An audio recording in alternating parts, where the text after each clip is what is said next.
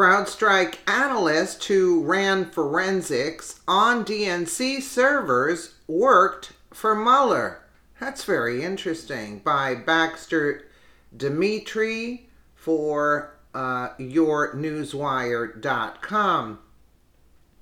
The Crowdstrike analyst who ran the forensics on Democratic National Committee's servers previously worked closely with Robert Mueller at the FBI and was personally promoted by Mueller to an assistant director position within the Bureau. How convenient.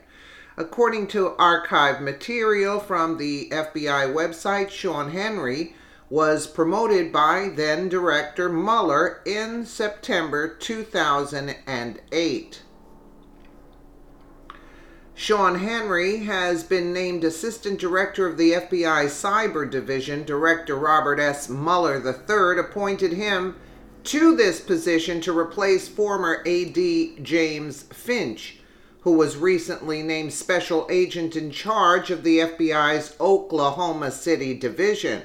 Most recently, Mr. Henry served as Deputy Assistant Director of the Cyber Division.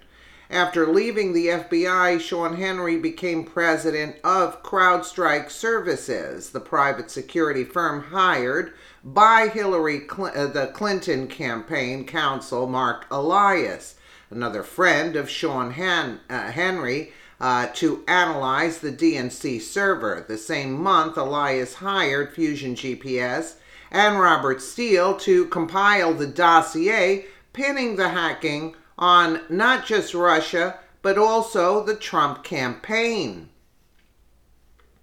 Paul Sperry here, breaking DNC Clinton lawyers were old friends with former FBI Director Bob Mueller, computer forensics analyst. That's why they hired him and his firm Crowdstrike to run forensics on alleged Russian hacking of DNC system. Voila, the analyst quickly concluded it was the Russians. Yeah, wonder why. It is now clear from the DNC hiring a Democrat contractor with an anti-Trump agenda to do the forensics while refusing to allow objective FBI computer analysts to inspect the server. That political factor overrode proper investigative procedures and ruled out a scientific examination of the evidence. As such, Mueller's evidence is totally legal, is not legally admissible in a court of law. The FBI and Robert Mueller's team have only been granted the forensic images of the allegedly hacked DNC systems from Crowdstrike, which is not the same as workable mirror images of the hard drives. No hardware or machines were examined at the FBI forensics lab at Quantico, and DNC chair Tom Perez has continued to refuse to hand over the hacked, quote, DNC server to the FBI. Yeah, well, it's Hillary too.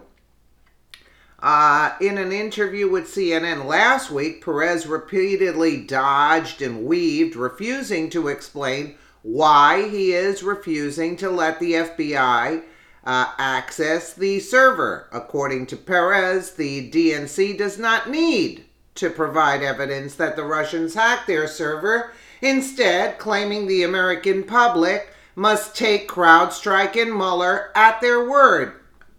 Yeah, at your word. It is impossible. They are Russian military officials. To suggest we that know he that. doesn't know. I want to ask you, though, specifically about what we're learning in the indictment about how they did their hacking and the dissemination of these stolen documents and data. President Trump suggests there was, some nefarious reason the DNC didn't turn over its computer servers after the hacking was discovered. And in fact, in January of 2017, the FBI said the DNC had rebuffed its request to examine computer servers. Have you since then given the FBI or special counsel investigators access? Today's tweet is rehashing old gruel, more conspiracy theories. The fact of the matter is that we cooperated fully with the FBI, and when then Director Comey went to Congress, he himself said that what he should have done differently was, I think his term was, cast a flare up to the DNC even earlier about what was going on. The DNC cooperated throughout, and again, today's tweet is another effort to distract from the matter at hand. And the matter at hand is that the Russians, they not only hacked the DNC, they hacked the DCCC. They attempted to infiltrate secretaries of state and boards of elections. They were successful in one state, getting, as you correctly point out, roughly 500,000 individual names and personal information. And they did this so that they could attempt to swing our elections. That is an act of war. And if we had a Democrat in the White House right now, we would have a cabinet that's dealing with this.